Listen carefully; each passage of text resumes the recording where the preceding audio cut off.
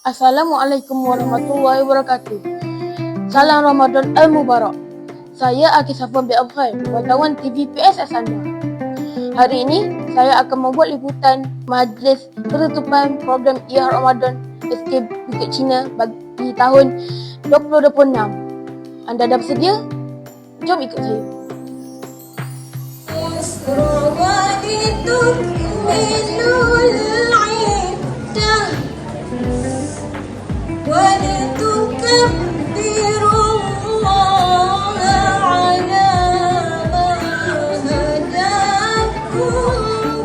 Pada kesempatan ini juga saya ingin merakamkan setinggi-tinggi penghargaan dan ucapan terima kasih kepada semua murid, guru, pembantu, PPM dan semua warga sekolah yang telah memberikan semangat dan kerjasama dalam menjayakan program Iyah Ramadan pada tahun ini.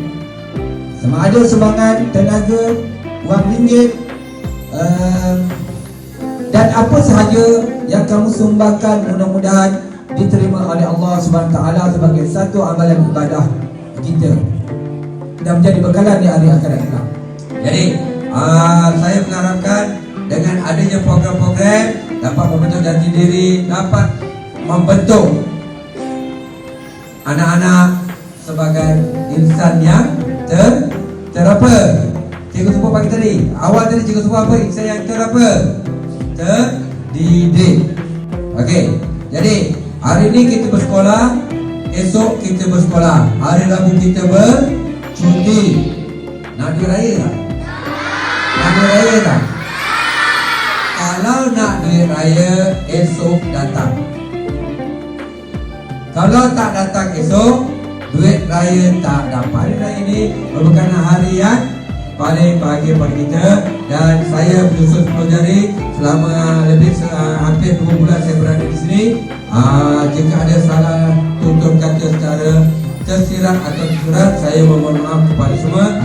Akhir sekali, dengan lafaz Bismillahirrahmanirrahim, saya merasmikan penutupan program Iyah Ramadan pada tahun 2026 bersama dengan 1447. Assalamualaikum warahmatullahi wabarakatuh. Waalaikumsalam warahmatullahi wabarakatuh.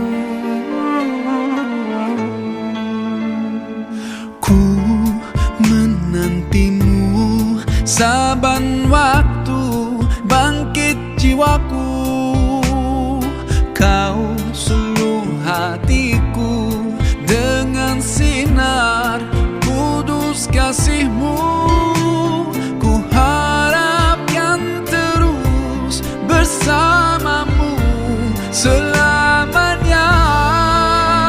Ramadan, Ramadan, Ramadan di hati. Ramadan, Ramadan, ku mohon usah pergi.